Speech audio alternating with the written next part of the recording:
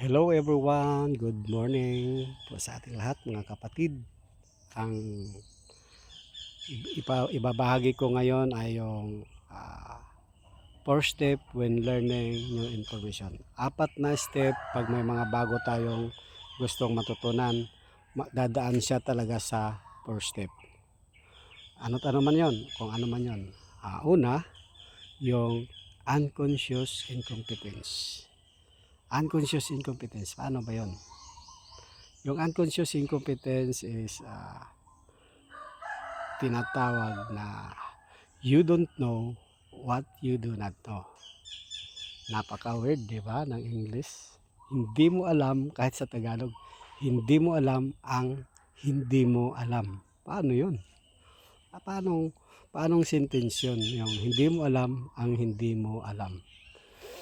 Sa tingin mo ba, alam mo na ba lahat? Kung sa tingin mo, alam mo na lahat, hindi sana tignan mo yung sarili mo kung nasaan ka na ngayon. Tignan mo yung sarili mo. Kung alam mo na lahat, ay masasabi mo pag alam mo na lahat, tignan mo yung sarili mo kung narating mo na yung mga pangarap mo. Kung wala ka ng kakulangan. So, di ba? Alam mo na ba lahat? Di mo ba alam na kung gaano ka katanga? Kung gaano tayo katanga? No? You don't know what you do not know. Hindi mo alam ang hindi mo alam. Kagaya na to, example lang. Kung hindi ka pa marunong magtali ng sapatos nung bata ka, di ba? Hindi mo alam ang hindi mo alam. Or sa pagmamaneho ng sasakyan. Una, nakita mo lang, pero hindi mo alam talaga ang pagmamaneho ng sasakyan. So, hindi mo alam kung ano yung nandun sa loob, kung paano magmaneho. Kaya hindi mo alam ang hindi mo alam.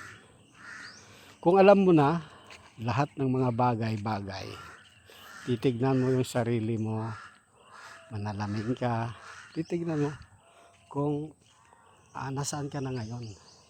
Kung ano nang kinakatayuan mo, ano nang kalagayan mo ngayon. Narating mo na ba lahat? Alam mo na ba lahat? Dito ako sa garden ko. Alam mo na ba lahat yung mga bagay-bagay?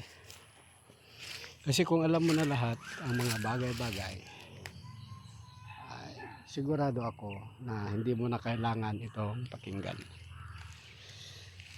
So yun, no?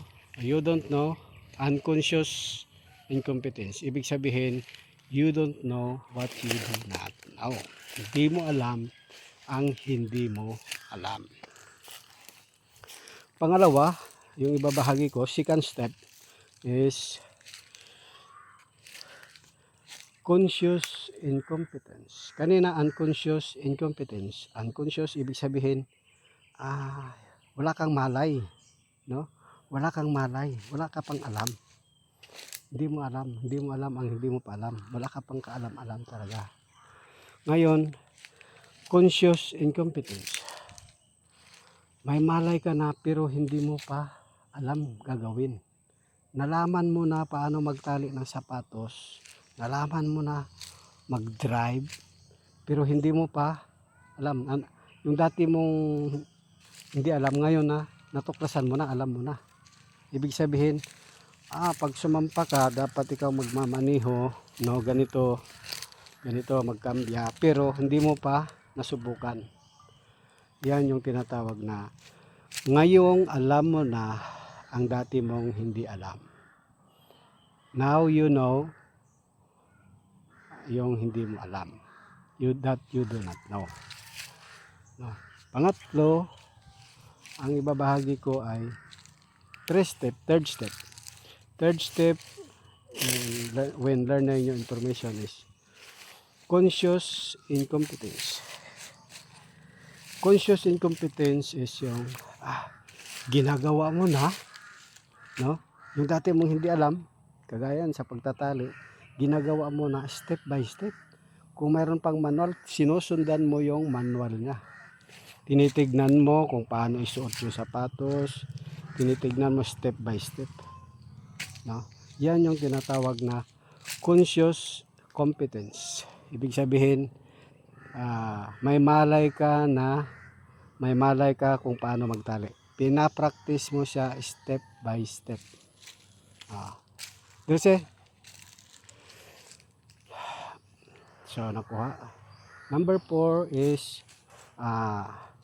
unconscious competence. Unconscious competence ay yung tinatawag na alam nyo ba yon yung unconscious competence? Unconscious, ibig sabihin kahit wala siyang alam, wala siyang malay, ay nagagawa niya yung pagtatali ng sapatos, di ba? Yung pagtatali ng sapatos. Ngayon, kasi sa tagal mo nang pinapractice, sa tagal mo nang ginagawa yung pagtatali ng sapatos, ay kahit hindi mo na siya tignan, kahit nakikipag-usap ka pa sa ibang tao, natatali mo siya ng hindi mo tinitignan. Yun, unconscious competence. Ibig sabihin, autopilot. Nagagawa mo siya nang hindi mo siya binibigyan ng attention. So, di ba? Napakagaling, di ba? Yung pagmamaneho. Kagaya sa pagmamaneho, hindi mo na tinitignan. So, nagmamaneho ka na lang na nagmamaneho ka na lang na nakikipag-usap, nakikipagkwentuhan. Yun yung tinatawag na autopilot, unconscious incompetence. Yung mga lasing na mga tao, bakit nakakauwi sila? Bakit nakakauwi sila na hindi nila alam?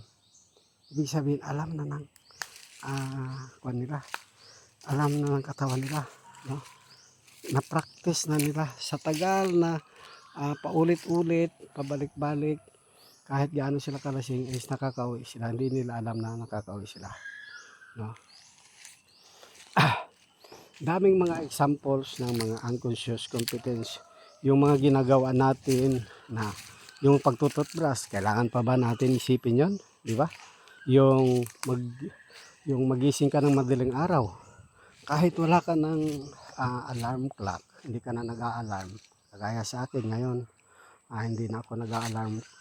Kusa na lang yung katawan ko. Unconscious competence na yung katawan ko pagdating sa gisingan ng madaling araw. No? Sinusunod-sunod ko na yan. Parang kulang yung isang araw ko na hindi ako magising ng madaling araw, hindi ako makapag-exercise, hindi ako makapag-meditate, hindi ako makapag-yoga kasi